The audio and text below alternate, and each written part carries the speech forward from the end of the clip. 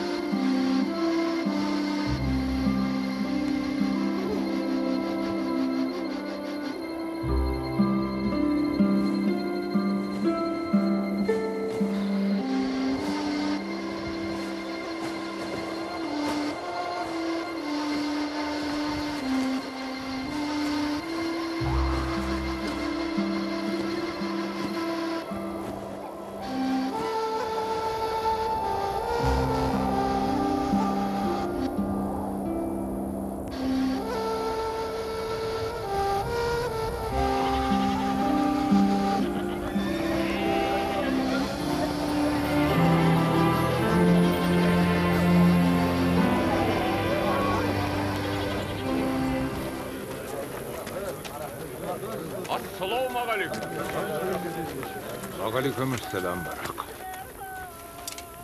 At köylük aman geldin be. Esensin be Kunanbay. Жауға баратындай жасанып алыпсың ғой. Кел қарағым. Сен де менің ұлымсың.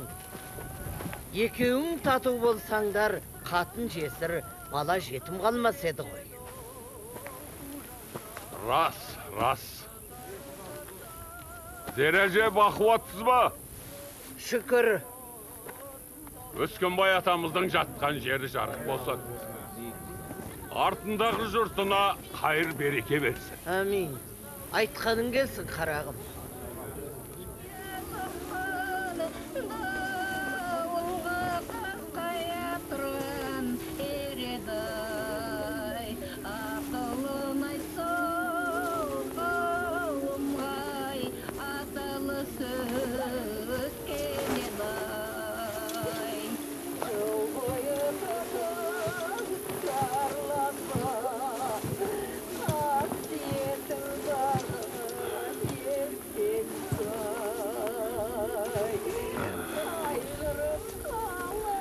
Al qaraqlarım,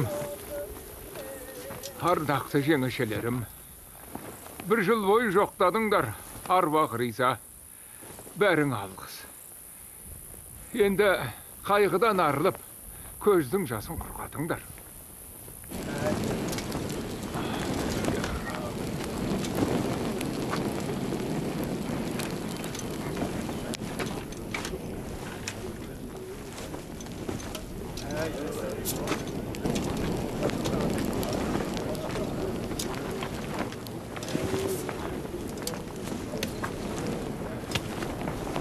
Жамиғат, әкем Өскенбайдың арманы жоқ екен. Енді еңселеріңізді көтеріңіздер. Осы нәсіптің барлығы арбақтарға тие берсін.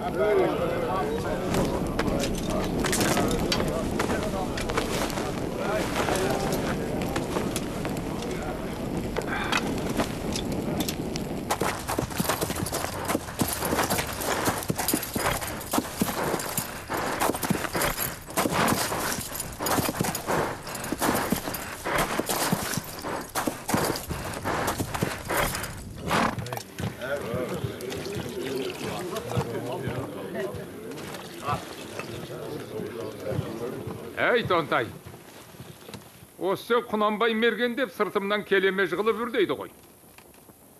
Көзімнің кемістігін айтқансың ба?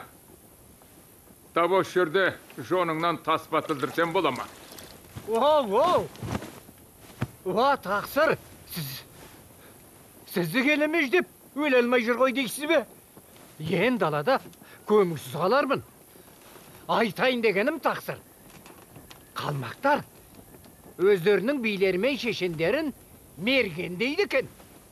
Мен сорлы сіздің шешендігіңізбен қарақылды қақ жыратын әділеттіңізді айтып тамсанып едім. Қылшам ойным талшам мәне. Солай ма? Осы İke жеңгеміз ұраңқай қалмақтан ұзатылып келмеппет. Осы әжемізге жүгінейік те. Рас айтады.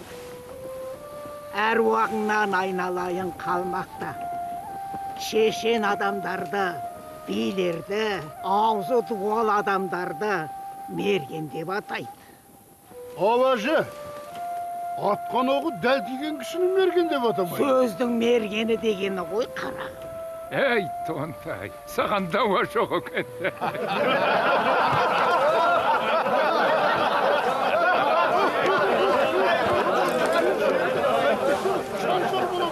Ей Құланбай, ауыздыға сөз, аяқтыға жол бермеушің. Әне, шаншардың қуынан жеңілдің. Тонтайға байрақ тастаңдар. Сөзден жеңген адамның аты бәйгеден келгенмен бірдей. Мә? Ай әләумет қал сөйлейім айыз сөйле десең, жан едім сөзге шешем, ойға көтем. Қайпалған төрт аяғы жорға едім, тауари қалқылар мауын қолғай берсем. Әзгескен қан тұмарлау аңшыбайын, жел сөзін желмаясын тамшыбайын. Дүнияға күндер келіп кім кетпеген, бұл жалған құлақтақты тамшыбайын. Біреуі алталаштың қазағы екен, көргені қарашаның азағы екен. Аңдысқан ата жауы жоңғар қалмақ, қазаққа іргеден көр қазады екен. Ойраттың ойдағырда қорлық өткен, ортағап орыс Қытайы зорлық еткен. Ел ауып ата жұрттан Ұлжан қарағым, Абайжан қайда екен? Қаспаққа түскен қазақ жан жағынан, айрылып қаралы жұрт мал жанынан. Жасайтын саз балшақтан құдайларын, жоңғардың аңсап кеткен қандарынан.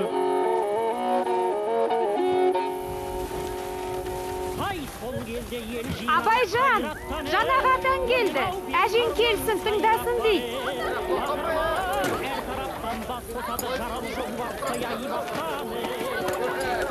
Қабанбай бас қолбашы топ бастаған, Бөгенбай алмас қылыш тот бастаған, Наурызбай ер Жәнібек, Малай Сара Райымбек, Баян барағы ойқастаған. Жиылған ту астынау талай батыр, өтеген арап бостан қанай батыр. Әлібек көбек шорман олжай есет, ер жүрек тобықты да мамай батыр. Ойлайын тереңіне талай жайдың, Арғызбай сыйлас екен Абылайдың. Бастаған тобықтыны мамай батыр, бөленген ақласын ау Бөгенбайдың. Жан екен мамай батыр күші басым, жұртының домалатқан өрге тасын. Ойбай құнеке масқара болдық. Не болды, Батыр-ау, жау шапты ма? Одан да жау шапқаны жақсы еді. Айт. Кешегі ән айтып өнер көрсеткен ой кесалдар емес пе? Не солай серсоқ неме? Қыдыр Молдабайдың қызы Зұлқияны алып қашпақшы болды. Басы бос қызмет. Бар бәле сонда боп тұр ой құнеке. Баяғыда айттырып, нышаны тағылып қойған қыз. Әрине, қуа шығып, адымын аштырмай ұстадық. Құдайға шүкір. Бірақ жұрттың біразы естіп үлгерді. Өзі қайда? Ауылдың сыртында ұстап отырмыз.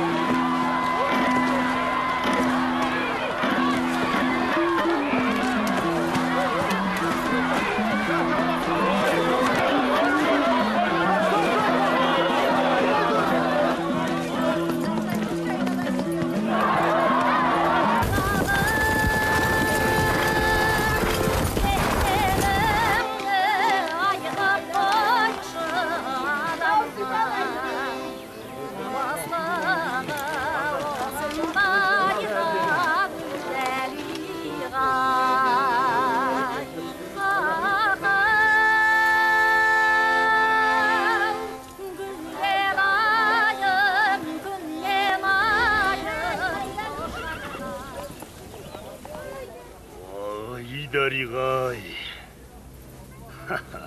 Сал серінің қолына да кісен түсті. Құйрығы жоқ, жалы жоқ, кер заман. Зар заман келді міне. Ей, бар, ей, қамшым бар алты қарыс, бүлдіргелей, өзекті өрт жанадай күйдіргелай. Zamanның azғандығы осы емес пе? Барады бір бөкөргай.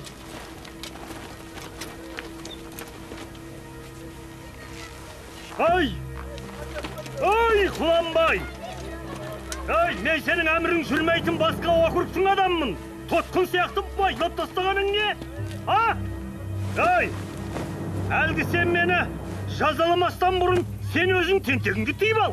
Әлгі өзінің келінін қатын қылған қодар сайтанды жөнге салып ал әуелі. Алапатың басылып қалды-ау деймін, Құнанбай. Осы айтқаным өтірік болса, тілімді өз қолыңмен кес. Мынау не дейді? Егілмейман көңілім. Не дейді мынау әулекі?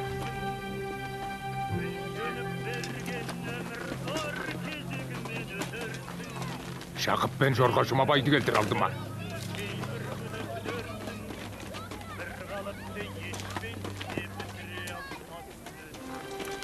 Құнеке, мына ой кесалды қайтеміз. Қоя беріңдер.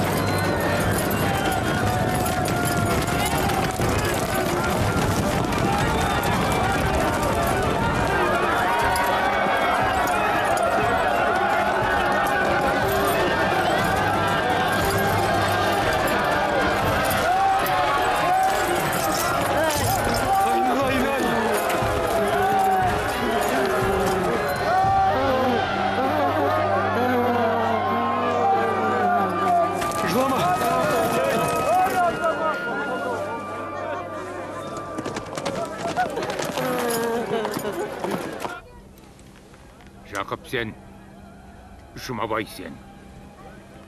Мен екеуіңді қолым тартсам, нөкер болуға жарайды деп жаным ерттім. Көзім мен құлағым болсын дедім. Сонда екеуіңнің нөкер болғандарың осы ма? Ана ойке деген ит, бетімді тіліп тастады емес пе? Осы екеуіңнің жамандығыңнан болды емес пе? Егер досының барлығын біліп, жасырып айтпай келген болсаңдар, онда кетіңдер. Күн үшін жүрген алдамшысыңдар. Біріңде қалмаңдар маңайымда. Құнеке, ес білгелі жаныңыздамыз. Құдай куә, алдыңызда адалмыз. Қумаңыз бізді, Құнеке. Шынымен білмейсіңдер ме? Ағам тұрсын. Енді қарғанғаннан не пайда? Боларыз болды.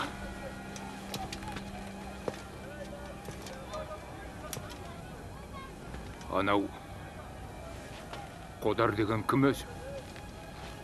Руы кім? Біздің ел, Құнеке. Баласының өлгеніне қанша болды? 4 жыл бұрын дүниеден өткен екен.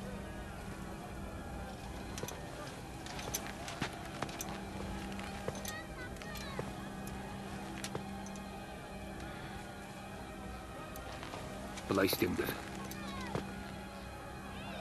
Бірнеше адам куә керек. Біраз уақыт баспалап аңдысың. Куәлерің өтірік айтпайтын иман келтірген адам болу керек.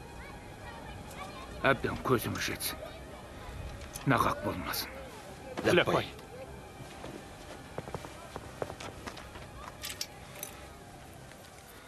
әлі де қауесет шығар. Ел арасындағы өсек аяң шығар деген үмітім бар.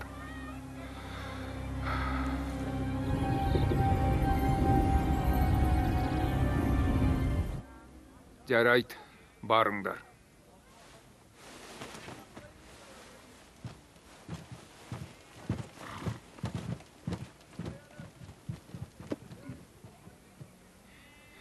Куәлерді тыңдадық.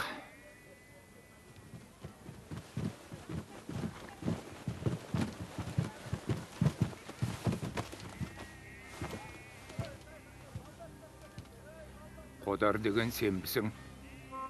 Иә, менмін. Қайтыс болған ұлыңның әйелі. Туған келінің қамқамен көңілдес болғаныңды мойындайсың ба?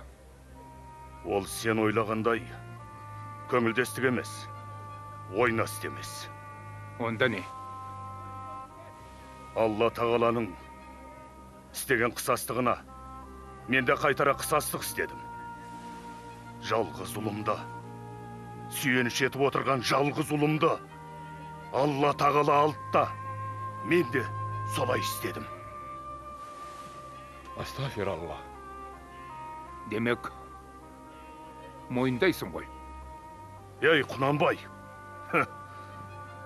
мені жазғыратындай, мойныма күнә тағатындай сен кім едің? Мен өз ісіме Алланың алдында жауап беремін. Құдай мен екеуіміздің арамызға қыстырылыспа.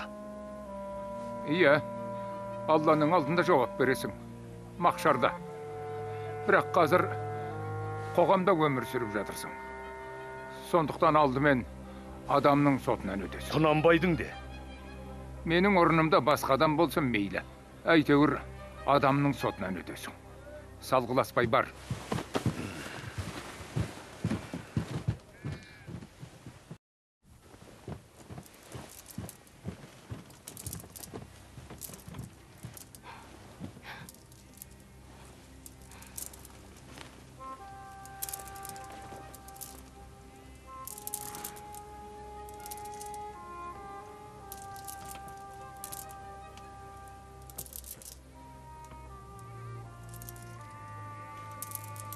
Өзіңнің ақ некелі жарыңның әкесі.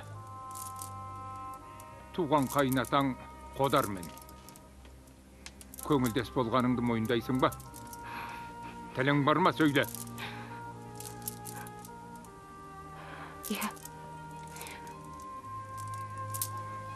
Мойындаймын. Астағфиралла, сұмдық-ай.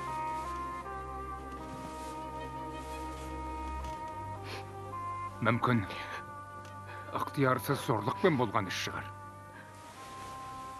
Алғаш етегіңді ашқанда неге келіп, арыз айтпадың? Жоқ бе аға. Бәрі де екеу ара ықтиярмен болған іс. Не дейді? Астағфиралла. Екеу ара өйлік қашан басталды? 4 жыл болды. Қандай күн туар десеңші? Зинақар бейбақ.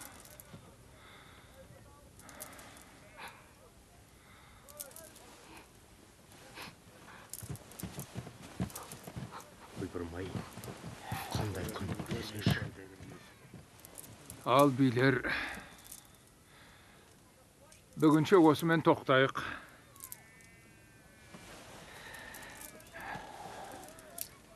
Барыңдар, ақылдасыңдар. Бұл екі сормаңдайдың үкімін бүгін шығарыңдар деп қинамай-ақ қояйын сендерді. Ат үсті шешетін іс емес. Қазақтың ескі низамында бұл жайында не айтылған екен, болса еске түсіріп мейлаңдар. Ескі низамнан осы қылмыстың ісін тауып беріңдер маған. Боссыңдар.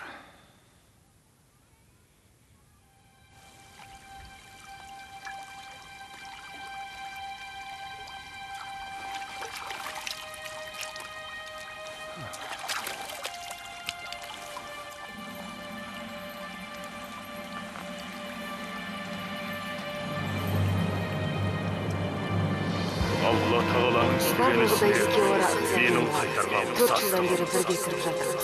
Астағфиралла.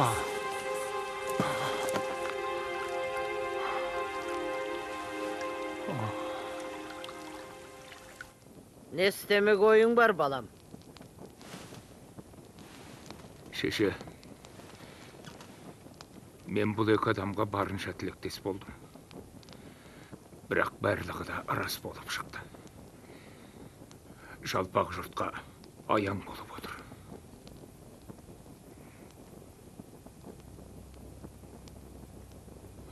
Бұл елді қалай билемек керек?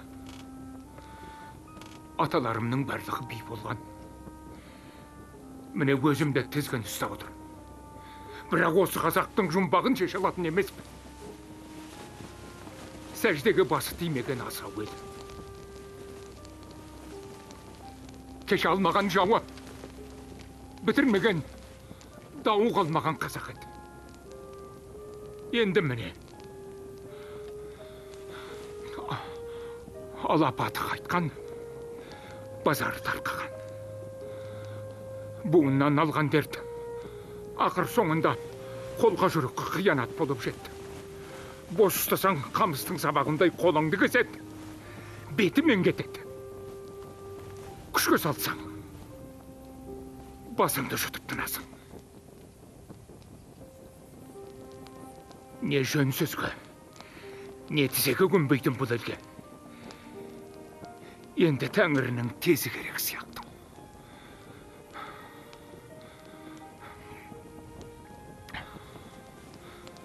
Мен қайдан білейін, қалқам?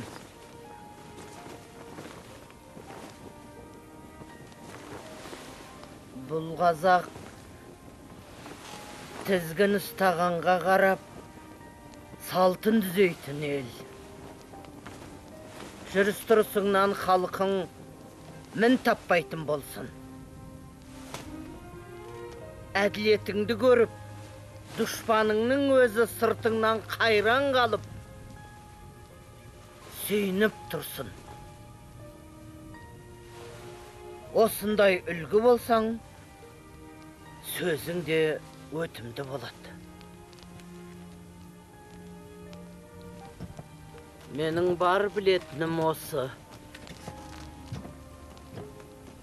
Біреудің нақаққанын арқалама, қарағым.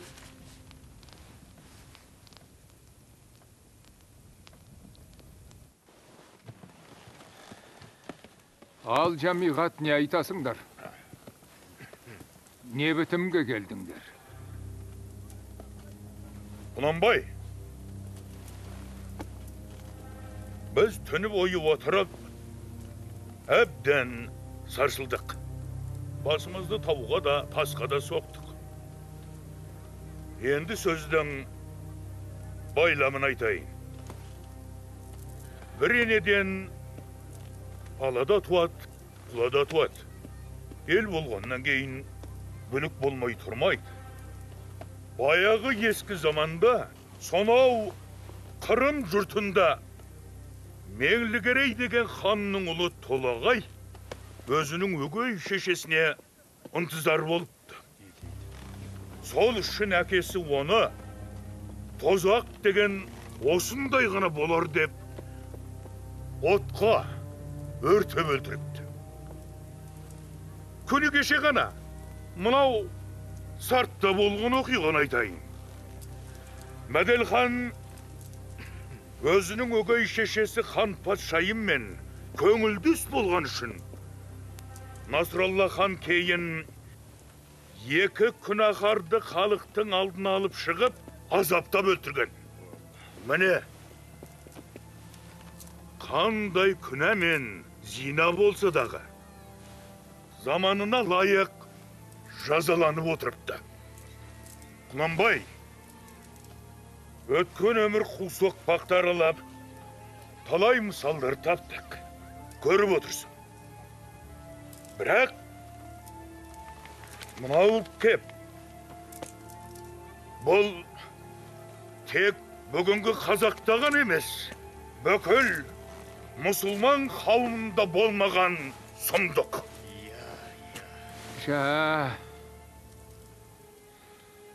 Қазақтың шежіресінде ізі жоқ, ұқсасы жоқ кебекен. Олай болса ағайын, шариғатқа жүгінгеннен басқа жол қалмады. Арамызда Семейден арнайы шақыртылған Ахмет Риза Қазірет отыр.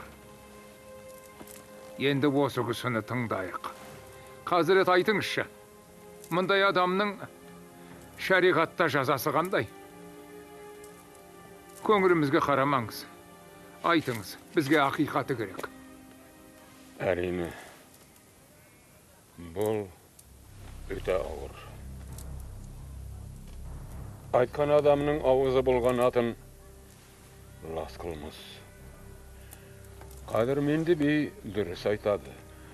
Бұл рудың, халықтың шыңбірінен шығып кеткені. Адамзаттың, инсанияттың атына кіркелген. Шариғатта бұндай адамдарды барғасып өлтіреді. Астафиралла, Қазірет. Сонда бұл екеуіне сондай жаза бұйырасыз ба? Ай, Сүйіндік! Әулиенің алдын кескендей соншама. Неден шошындың? Беке, сіз мені түсінбедіңіз. Мен хүкім шығаратын қазы емеспін.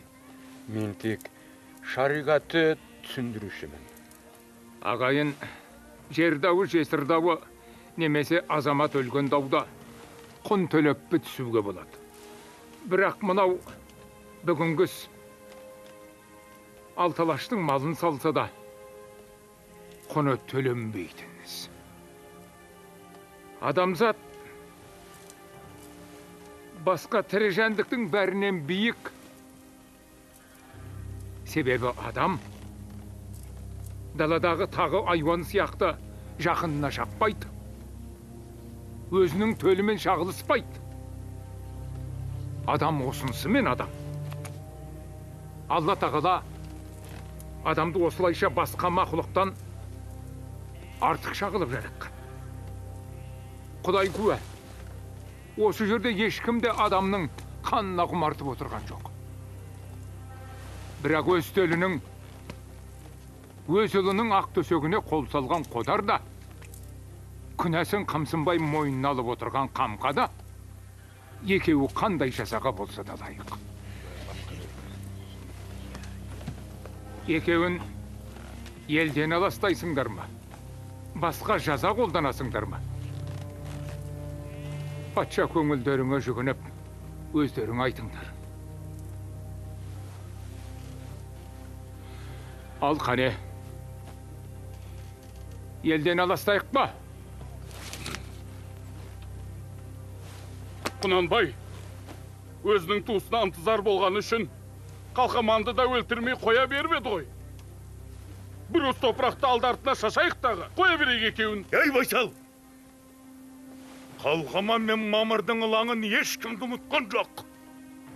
Аман кетті демесең, екеуі де өлімге кесілген болатын.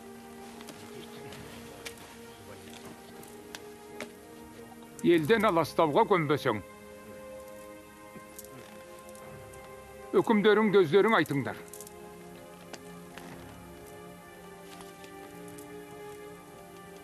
Екеуінің жазасы өлім.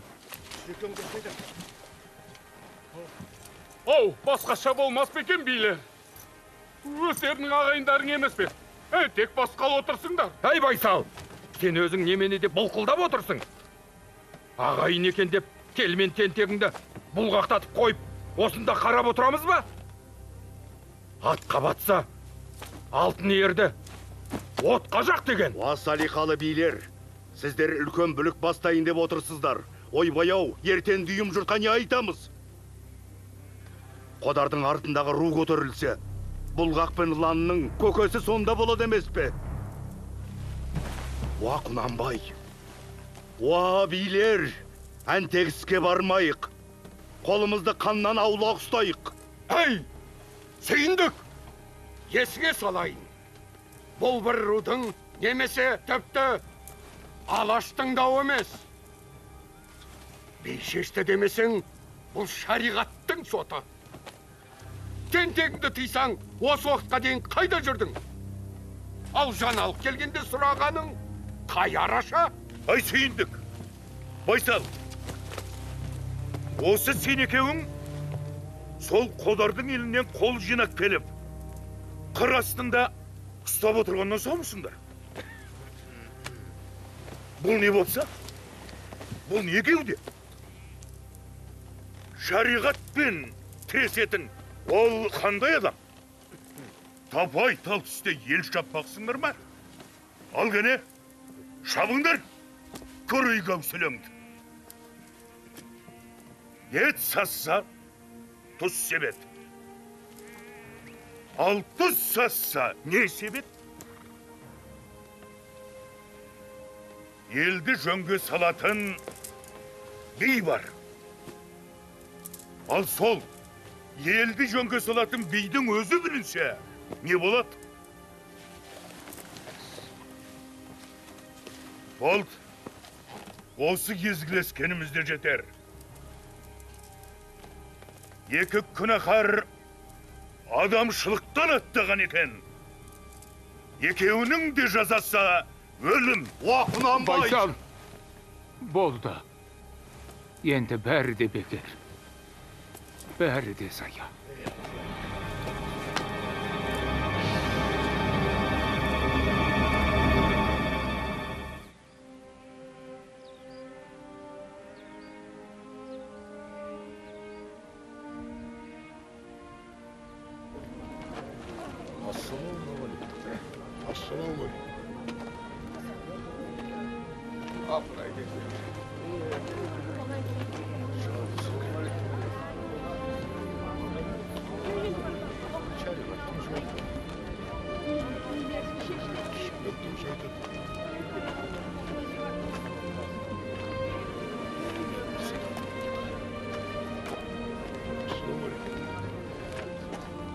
Хош, қарағым қамқа.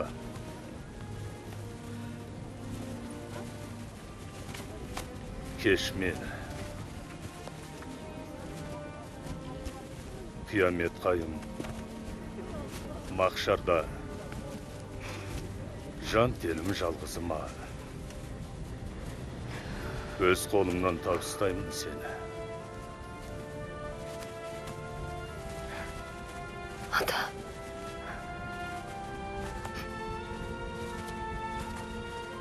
Сіз де мені кешіріңіз, ата.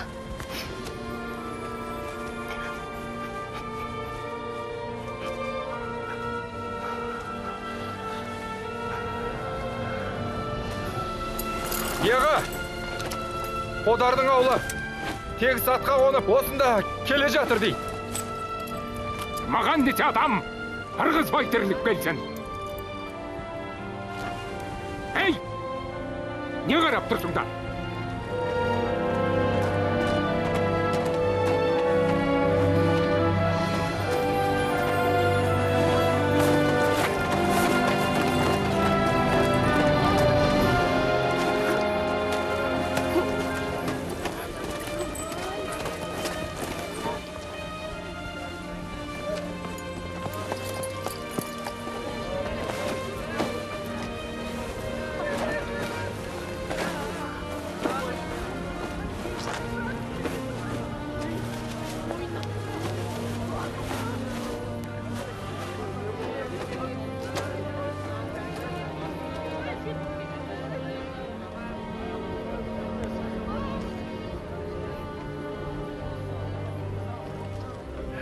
Екеуіңе Құдай қуат берсін. Алла кешіре көр. Менің көзім көрген жоқ. Менің қолым істеген жоқ.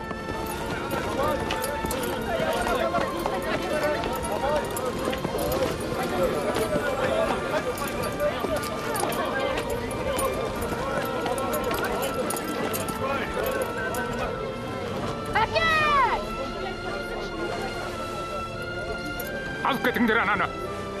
Bala şağаны жолатпаңдар деп едім ғой.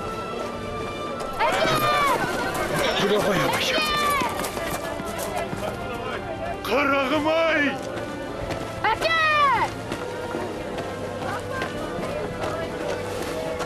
Әке!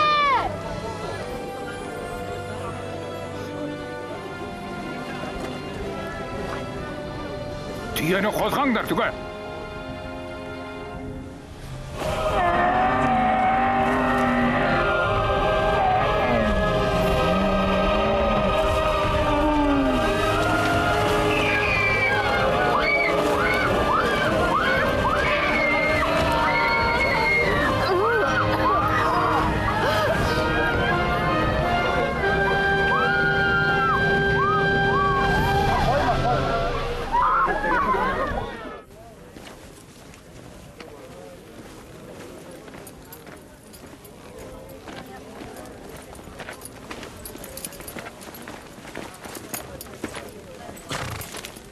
Құнанбай,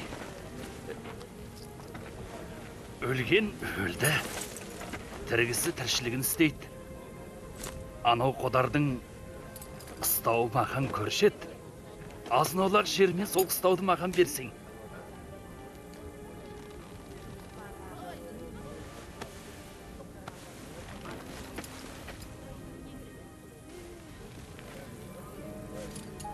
Алладан тілеген бар несібең осыма түсіп.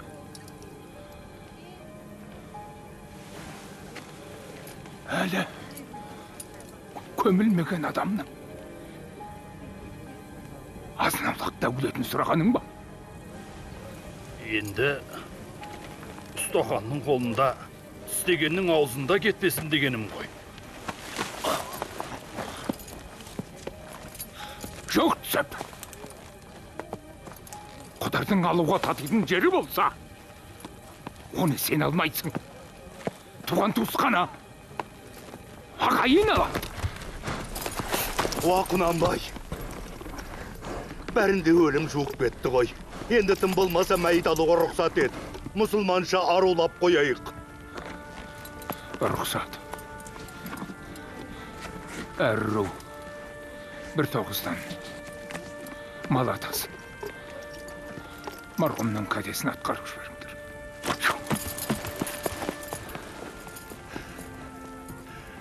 Марқұм деген аузыңнан шыққан бір ауыз сөзің үшін рахмет саған. Екі бейшараны ішіңмен емес сыртыңмен жасалапсың. Енді саған сенемін, Құнанбай. Ризамын саған.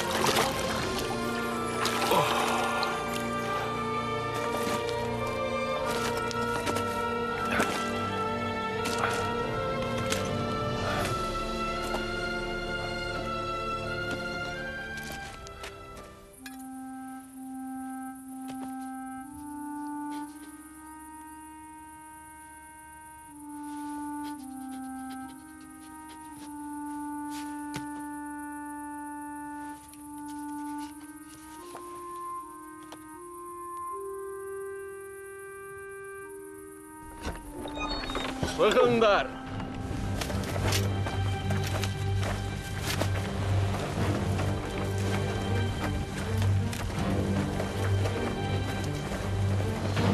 Қатырға тұр! Шегін!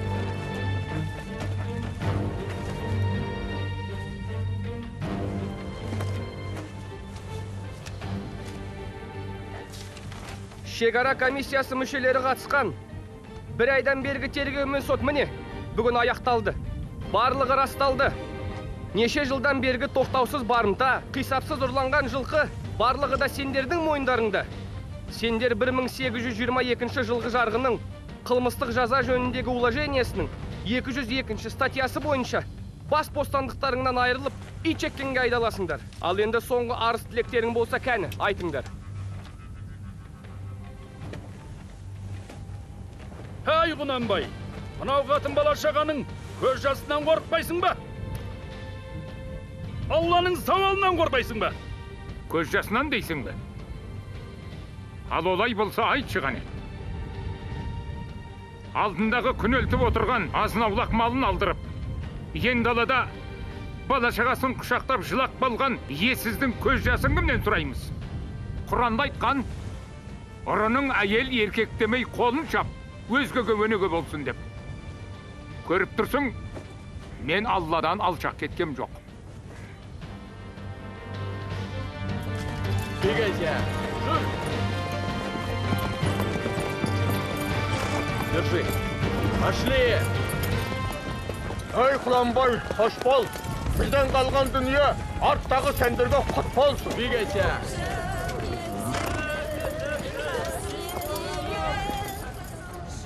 Қош бол. Обалың барымтаға.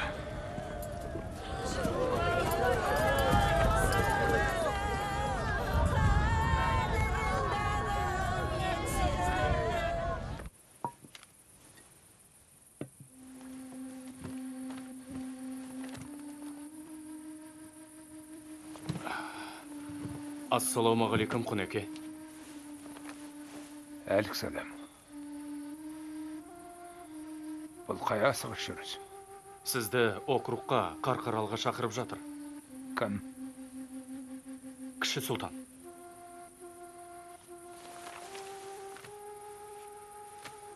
Не шаруа дейді? Ол жағын білмедім. Не де болса бара көрерсіз.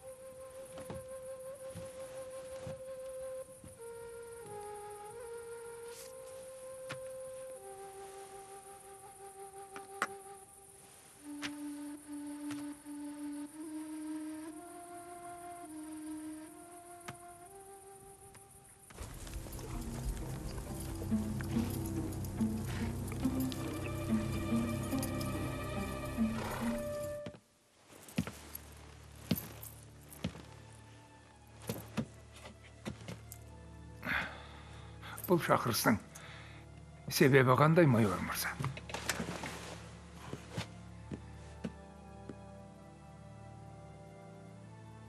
Қабырғам қайса да айтайын, сіз енді аға сұлтан емессіз. Бұл қалай, майор мырза? Аға сұлтандық халықтың сайлауымен болмаушы ма еді? Дұрыс айтасыз.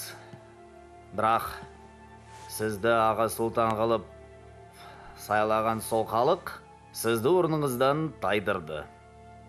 Қолыңызға билік дегеннен бері басыңыздан дау арылмады.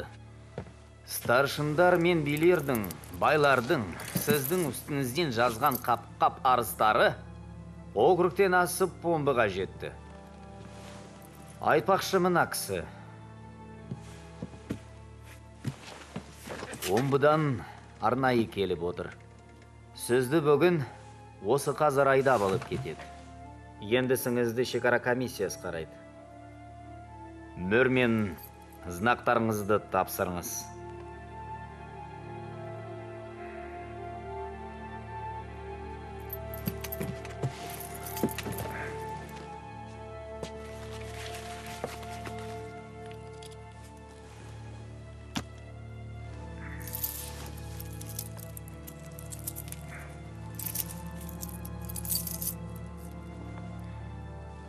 қасыма бір-екі адам алуға бола ма?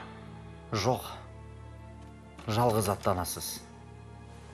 Ауылыңызға хабар беруге, хат алысуға ғана рұқсат.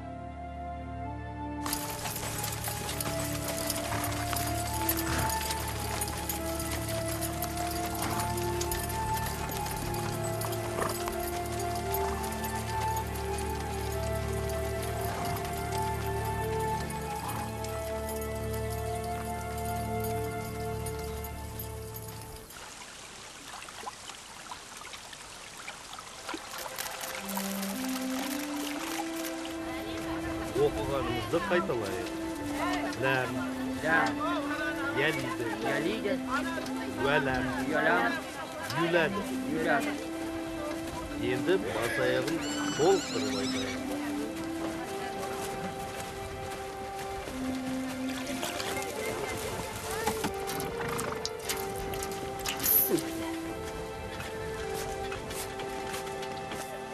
Қарағым, ертең сендер де ер жеттерсіңдер. Мә, ұста.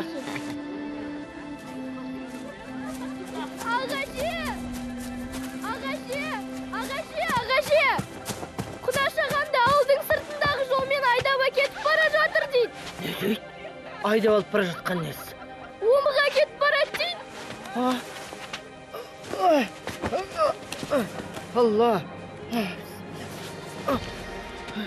Ағашы! Сақтай көр, қолдай көр. Ағатайым-ау! Тайт! Бұл ауылда мінетін атты қалмаған ба? Бәйбіше, кермеде бір ат тұр. Анау қара жиденің тұсынан төте шығатын. Тура жол, бәйбіше.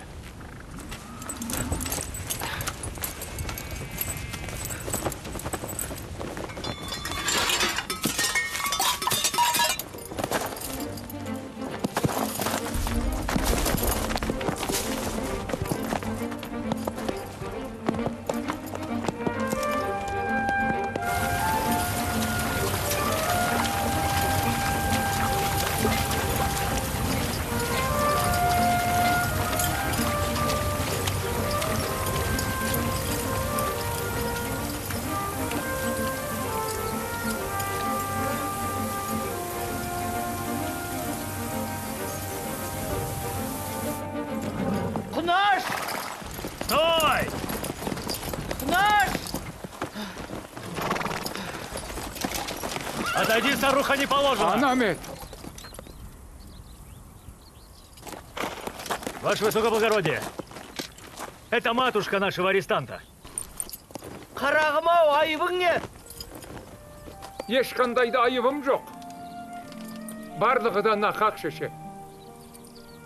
Көрсетінді мен кетіп бара жатырмын. Құдайға шүкір. Алланың алдында арың таз екен. Тұмарың қалқам.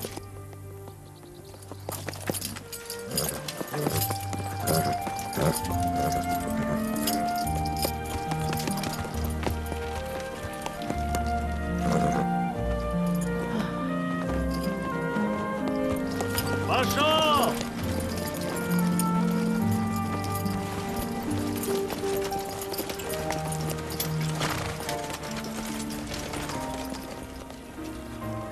Аллаға аманат. Қайда жүрсің, аман жүр жарығым.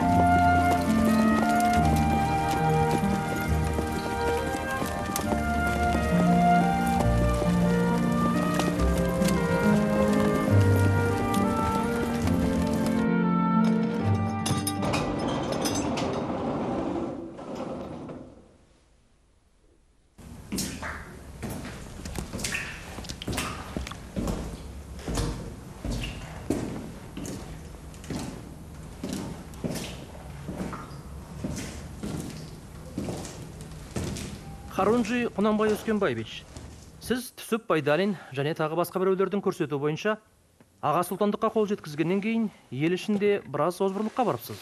Мысалы, Құдар деген кісіні өзінің келінімен көңілдес болды деген жаламенен азаптап өлтіріп, оны өзіңіз қызыққан қыстау мен жерін тартып алыпсыз.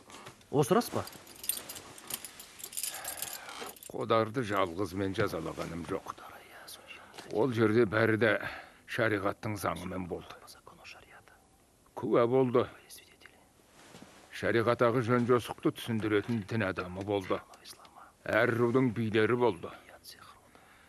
Қодардың істегені адамдыққа жат қылмыс. Сол жерде Қодар да, оның келіні Қамқа да жұрт алдында өз күнәләрін бойындады. Нәпсі күшейген жерде заңға таю керек. Сол үшін жазаланды. Сол сотта болған билердің бәрі тірі сұрауларыңызға болады.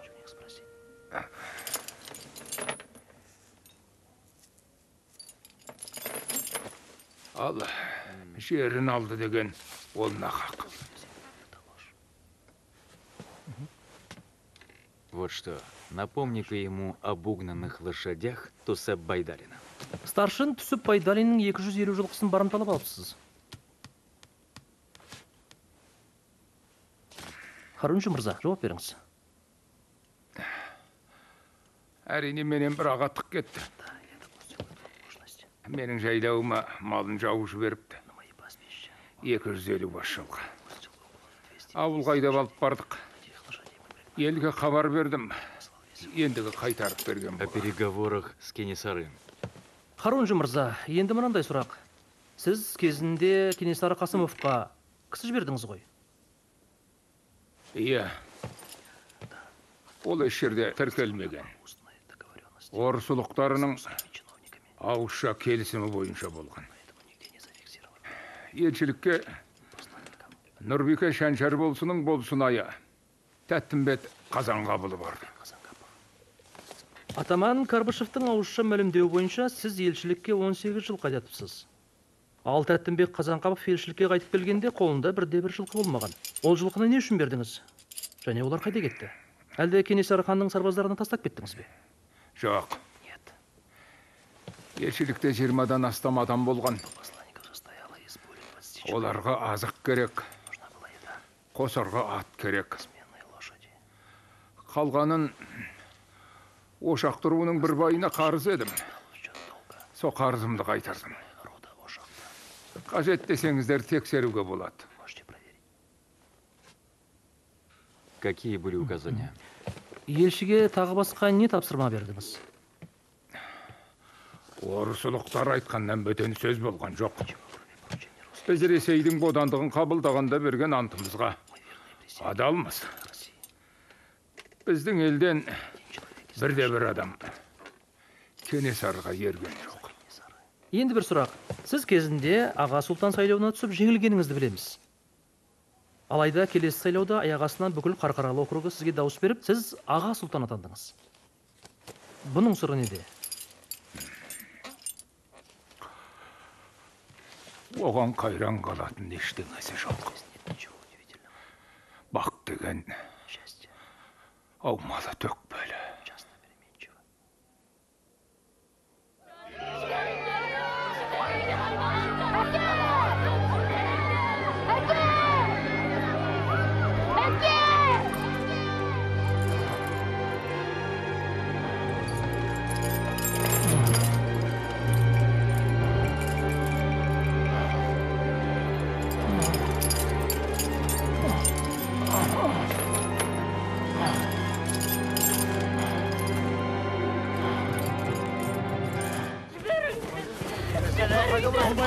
Sen aydalaylar, көмейімде сөзім кетіп барад. Қарағым бұл қайткенің? Кеңеске шақырусыз келгенің қалай? Қапу етіңіз, неға мейдің кеңес? Маған көңіл аудармады. Кейін қалай деп те сұрамады. Содан кейін арызымды өзім айтуға келдім. Марқұмның жесірі. Өлген адам қара құрсақтың ұлы Сәлменбай. Керей руынан. Өлтірген адам Мосының ұлы Жайлаубай. Қаракесек руынан. Керейдер қанға қан деп отыр. Сәлменбай Найманға күйеу. Найманда күйеудің қанын жібермейміз дейді. Өзіңді шақыртқандағы істің жайы осы еді. Жазатайым ба, қасақанама қандай өлім? Екеуі бұрыннан бақас қырбай екен. Соңғы жолы айдалада кездесіп, тағы да шарпысады. Сөзден от шығады. Ақыры бір-біріне қол қатады. Сәлменбайдың өлімі солай болды. Мұны Құнекердің өзі айтты. Қылмысын мойындап отыр. Демек, қасақана өлім. Құнанбай дұрыс айтады. Қасақана, сондықтан қанға қан.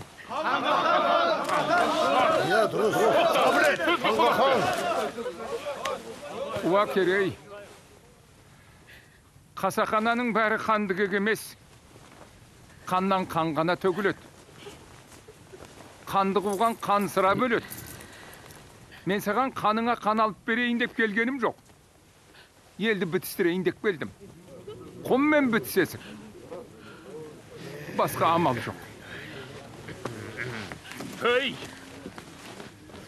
Тілің айыр біткен Құнанбай. Сен осы бұра тартып, езулей шабатының не? Ежелгі жосық тұрғанда бүйректен сирақ шығарма. Кектің артында әруақ тұр. Ердің құны 100 жылқымен өтелсе өтелер. Бірақ ар мен ожданның құны кекпен ғана өтелмек. Ата жолы кісі өлтіру болса, осы уақытқа дейін қан төгісіп кек алысып келдіңдер. Сонда қандай мұратқа жеттіңдер, айтшы ғане. Саған салса кісі өлтіріп, қан төгіп, құтылып кете берген жөн екен ғой. Олай болса малы көптің төгетін қаны да көп болғаны ғой. Барақ, менің айтып отырғаным елдің тыныштығы. Осында біреулер қиыр-шиыр із тастап, бұл толаққа салғысы келеді. Атам қазақ, малым да, жаным да, арымның садағасы демеп бет. Алаш ежелден ақ, ең әуелі өз намысын түгендеген елемес бет. Барақ дұрыс айтып отыр. Бұл жерде кектен басқа жол жоқ. Тек кек жолы. Биеке, мәміленің бітімнің орайы келіп тұрғанда, атаң қазақ қашан қанның жолымен жүріп еді. Қақпаса шыққан малдың қабырғасын сүзген қаяқмақ. Әлде төгілетін қан өзіңдікі емес, өзгенікі болғаннан кейін осындай батырмысың. Ей Құнанбай, сен аталардың жолын аттап отырсаң, жүйені қисынға жығып беріп отырсаң,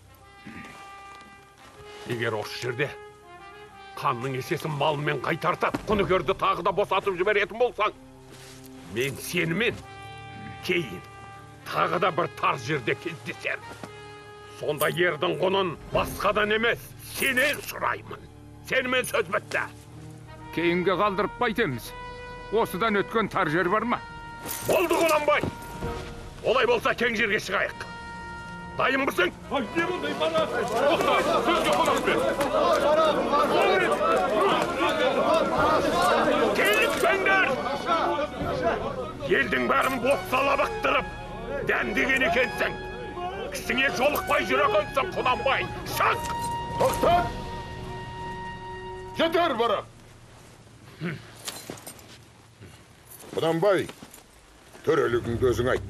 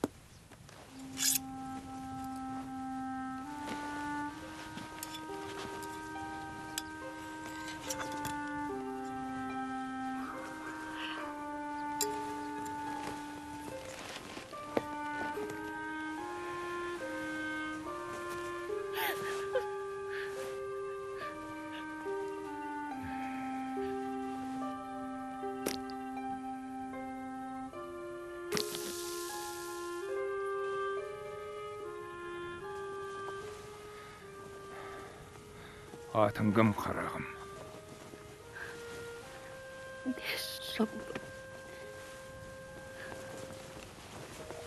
Va kerey.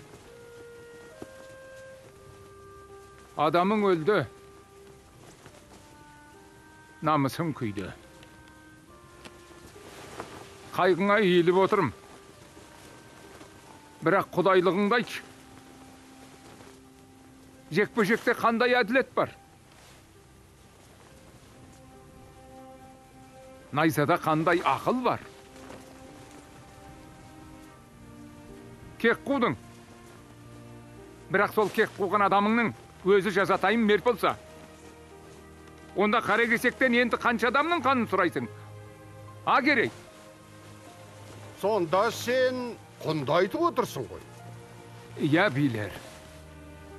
Руға кек алдым, есемді қайырдым деген абырой ғана керек. Ал марқұмның артында қалған қатын бала шағасына келер күнде талға жауғыларын әсіп керек. Құннан басқа амал жоқ. Құнанбай, құнның төлемін өзің айт. Ердің құны 100 жылқы. Оның 10 ғана еркек мал. 40 ғана байтал. Қалғаны құлынын ерткен мама бие. Марқұмның отбасына осынша құн төлейсің, қара кесек. Дұрыс байлам. Осымен бітті.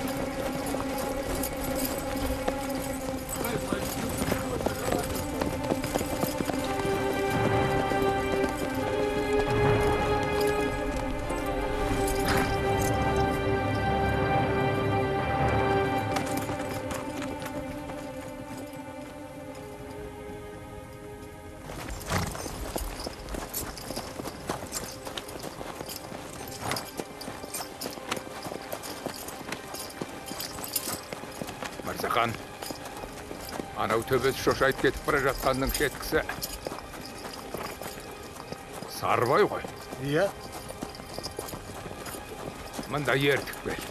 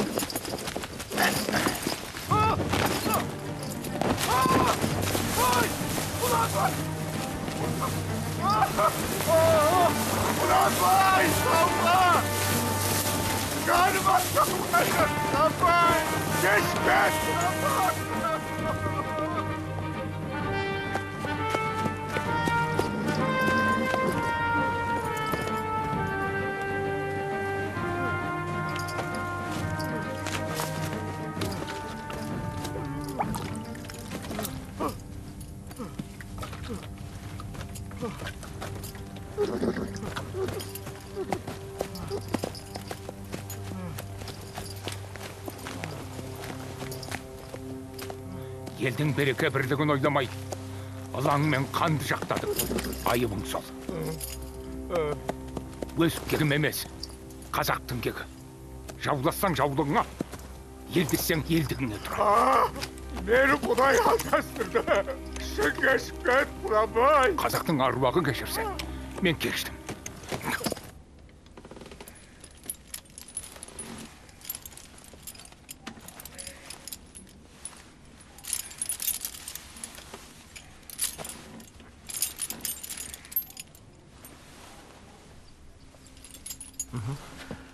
Харунжи Өскенбаев, сіз Қытай жеріне барып қайтыпсыз. Не үшін бардыңыз? Және кім жіберді? Мырза, сіз мені Қытаймен жеңішінен жалғасқан адам ретінде көрсеткіңіз келеді. Қытайдың ұлықтарымен кеңеске баратындай менде не ықтияр бар? Мен ақ патшаның елшісі емеспін ғой. По чьей просьбе он туда поехал? Сонда жай еріксіз бармаған шығарсыз. Әуел айтарым, мырза, ол Қытайдың жері емес. Шүршіттің елі арыда жатыр. Ол баяғы қалма қырылғанда босақ болған жерлер. Абылайдың заманында жер қайысқан қазақ сол жерге көшіп барған.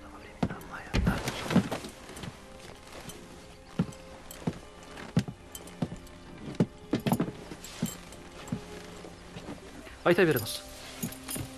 Арқада жұт болды. Байлар таңдаулы малым менің алдыма салып берді. Сол малды айдап, Алтайдағы Найман мен Керейдің ішіне апарып қыстатып келдім. Сколько лошадей? Қанша жыл қайдадыңыздар? Бір қара кесектің өзінен 45 мыңдай жыл қайдалды. Осылайша таңбалы малды аман алып қалдық. Оның сыртындағы алыста жатқан ағайынның жай күйін білдік. Алыста болғанымен оты бөлінбеген ағайынға біз міне орыстың қолтығында балқып шалқып жатырмыз. Енді сендер де патшаның дәргейіне кіріңдер деп сәлем айтып жіберсек, ол біздің патша ағзамға деген жауыздығымыз бекен. Қайта адалдығымыз емес пе? Ваше превосходительство. Не надо, я все слышал. Майор, зайдите ко мне. Все, майор, следствие провалено. Вы знаете, кто такие бии? Они закалены с детства в словесных состязаниях.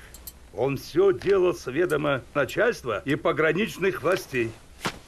Он видит слабость ваших обвинений. Он одним движением рушит ваши карточные домишки. Прекращайте это дело, майор.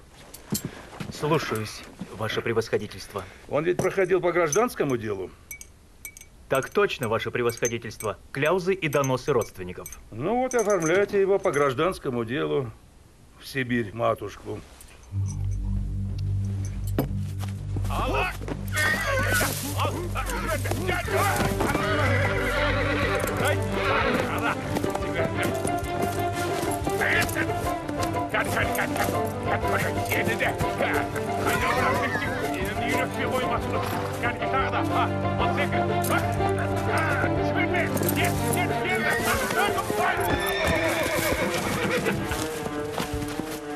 Mınaның атауын қарай көрі, я! Неге? Ойшы бұлай! Айнал, бұлай қарай! Неге? Бүгін менің бір тамырым омыдам келе жаптып, сізге соғып кетті. Оның айтуынша, Құнанбай мырзаны жеткенге аттандырайын деп жатыр.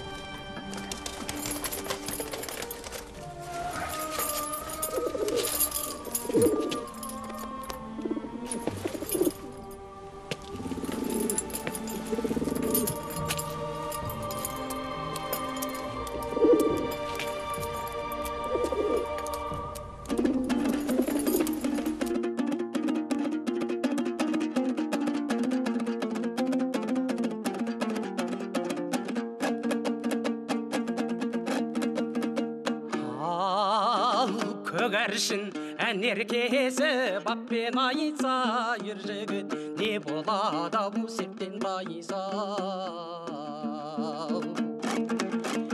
ән болмас көгершіндай қайда барасаң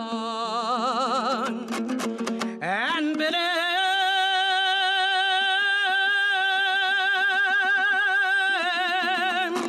деген адам шынын айтса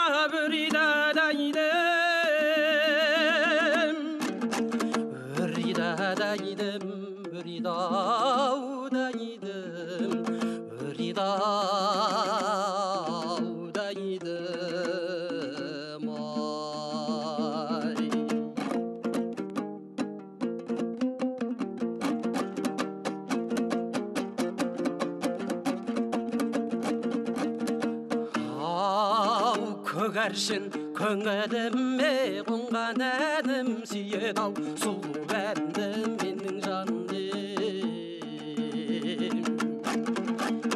айғайлап аспандатып жүзгі болытсам кетеді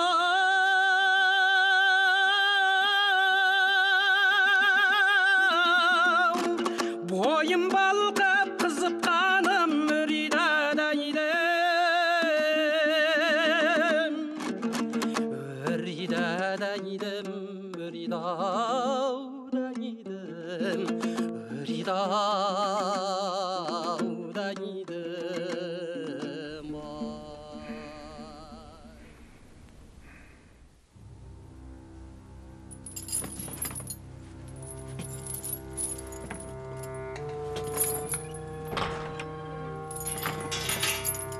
На выход!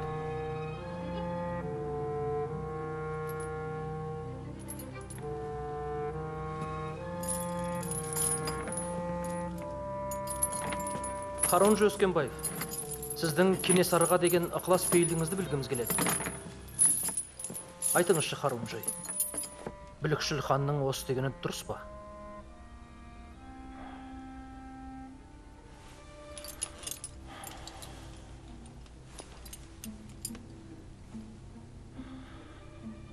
Кенесарының жеке басында тұрған ештеңе жоқ. Бұның түйіні арда жатыр.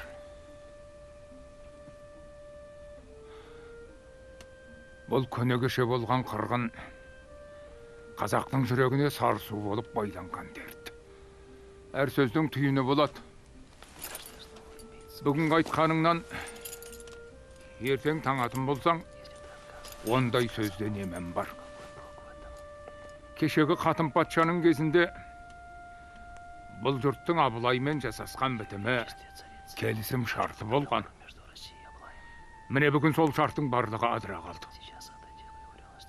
Үкімет қазақтың жерін тартып ала бастады. Осылайша жер тарылды, қоныс кесілді. Жері жайылымы аздың мал аз, ал мал азайса халық кіріптар болады. Ашығып ашаршылық ұшырайды. Ата қонысынан айырылған ел осылайша Кенесарыны ақ киізге көтеріп қан сайлап тегіс атқа қонды. Сендер бұлғақ деп атайтын зұлмат осылай басталған болады. Сол себепті мен Құдай менденің ұлы Қоңырқұлжа бастаған төрелер жер қайысқан қол жинап Кенесарыға қарсы аттанғанда атымның басын кері бұрдым. Дін қарындасым Кенесары мен өзімнің туған еліммен соғыс алмадым. Себебі мен әуелі Алланың құлымын. Содан кейін ғана барып ақ патшаның қызметшісімін. Тағдырын сеніп тапсырған бодан елді бұлай басынуға болмайды. Бәріне үкіметтің өзі кінәлі.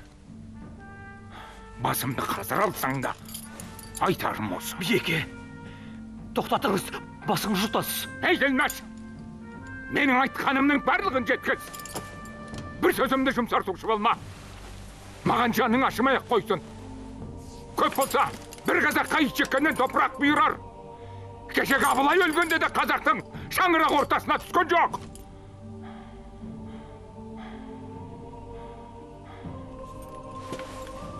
Что он сказал?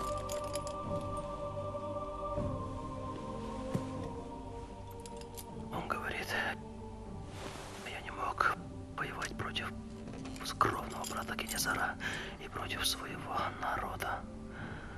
Потому что, в первую очередь, я раб Аллаха и только потом подданный царя. Осымен бітті.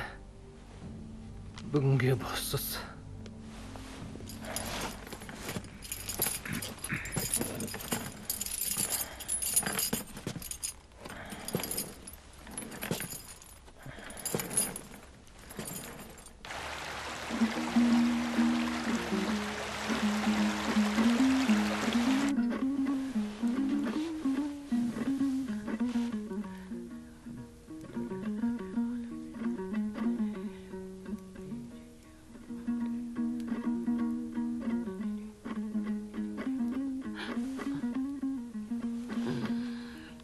Дәретімді алмай. Омырауымды аузыңа тоспаушы едім. Орыстың абақтысында асы сүйегің шіріді-ау жалғызым.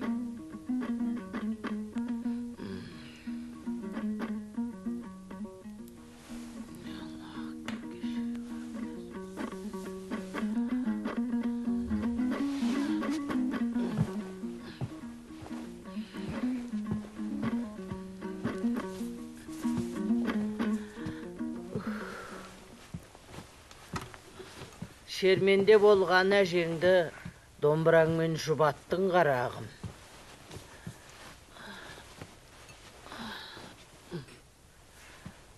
Рахмет. Ағаже, мен жол жүріп бара жатыр ем. Құнаш ағамды естіп бұрылдым. Енді аттанайын. Жолың болсын қарағым. Еліңе дуғай-дуғай сәлем айт. Хош сау болыңыздар. Құнаш ағамды көруге жазсын.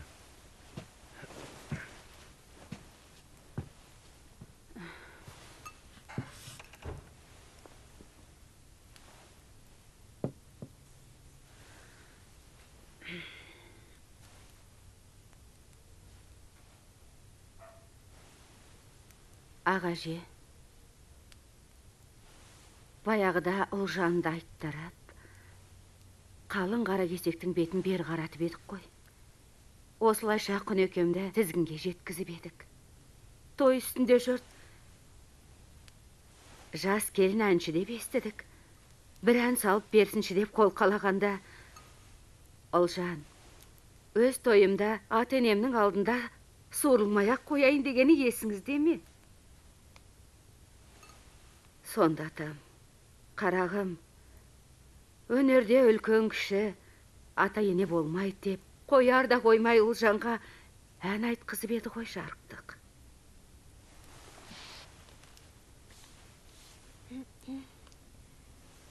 Тірелген тұңғиық қауы,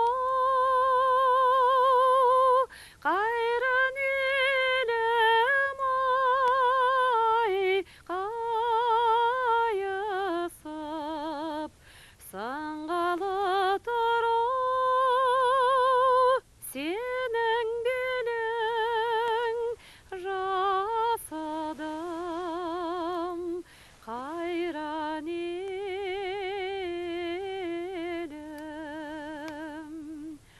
Арқаңа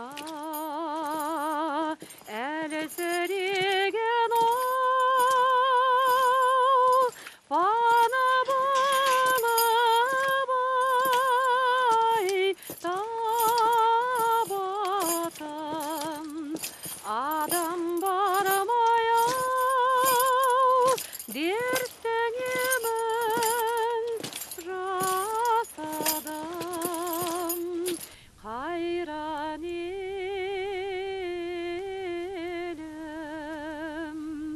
табытым, адам бармай-ау, дерттің емін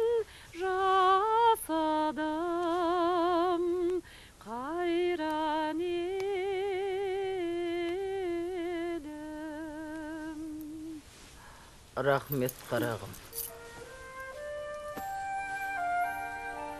Айналайын.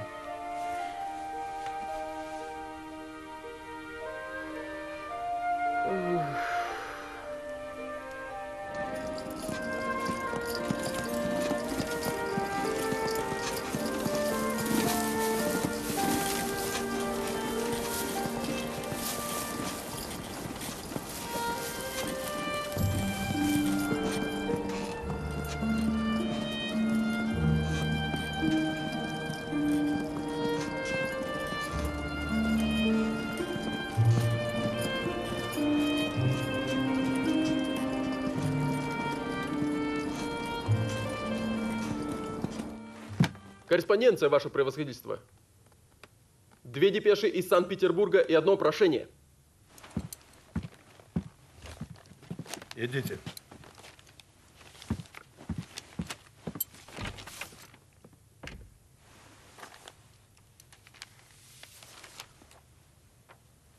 Этот киргиз наш подследственный? То бишь, как его? Кунанбай Ускимбаев, ваше превосходительство. А он везучий.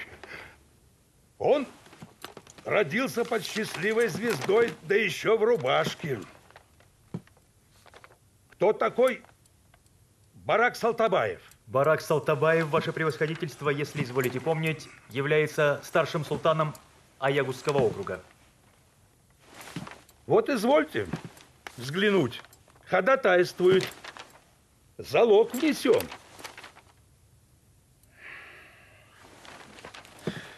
Такая крупная сумма. Что прикажете делать, ваше превосходительство? Поступайте так, как того требует закон.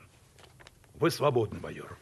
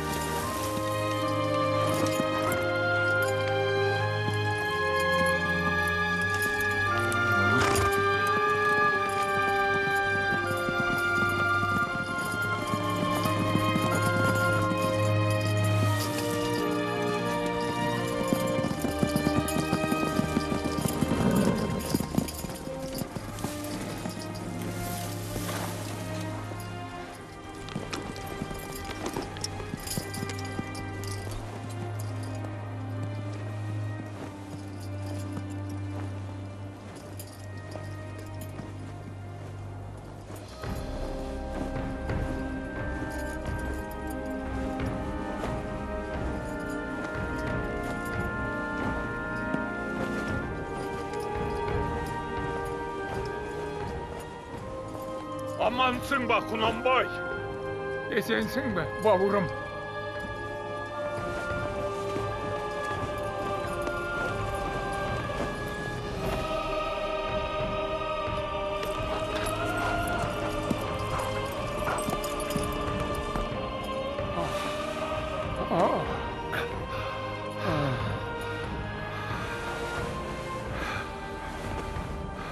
Ақыры атымыздың басы бір кермеден табылды ма, Барақ?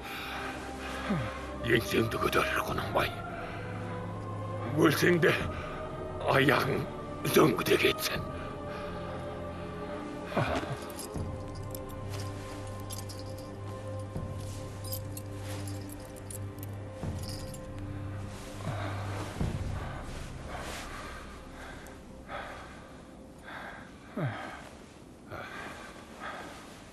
мұрныңды бекіт, Құнанбай. Айдың көлің суалды. Зер анамыз дүниеден озды.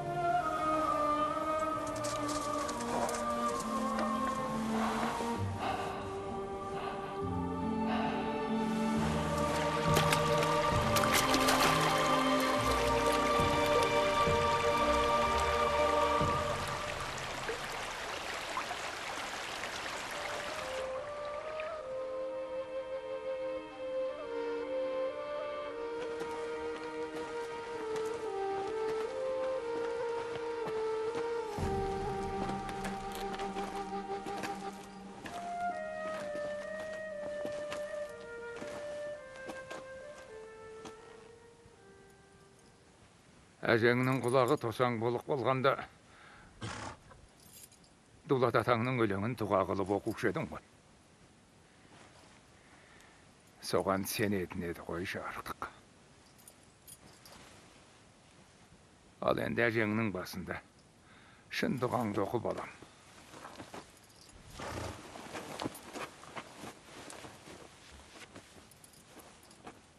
أعوذ بالله من الشيطان الرجيم بسم الله الرحمن الرحيم الحمد لله رب العالمين الرحمن الرحيم مالك يوم الدين إياك نعبد وإياك نستعين اهدنا الصراط المستقيم صراط الذين أنعمت عليهم غير المغضوب عليهم ولا الضالين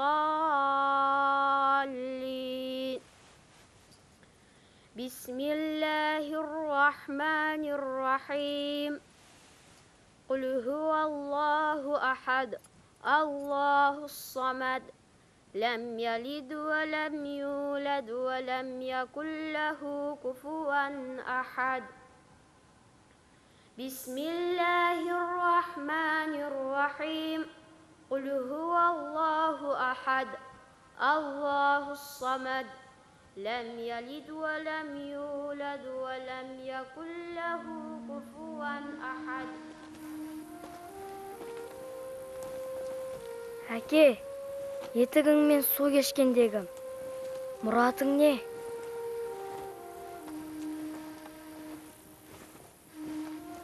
Мен Алаштың атын жетектеп әкеліп кермеге байладым, шешілместей етіп. Мен Алаштың найзасын белдеуге қыстырдым, алынбастай етіп. Содан соң құздың шетіне осы құжыраны салдым. Неге әке? Неге құздың шетіне? Балам. Ол сенің ендігі шешетін жұмбағың.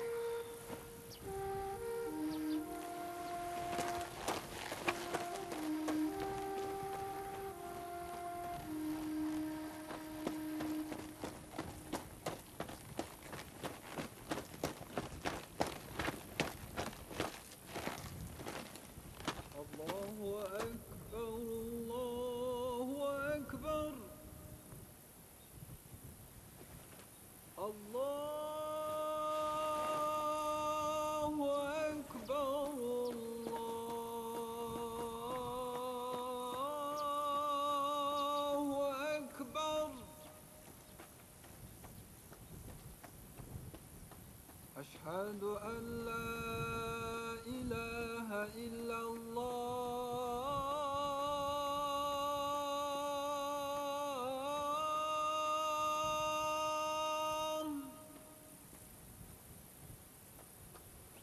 أشهد أن لا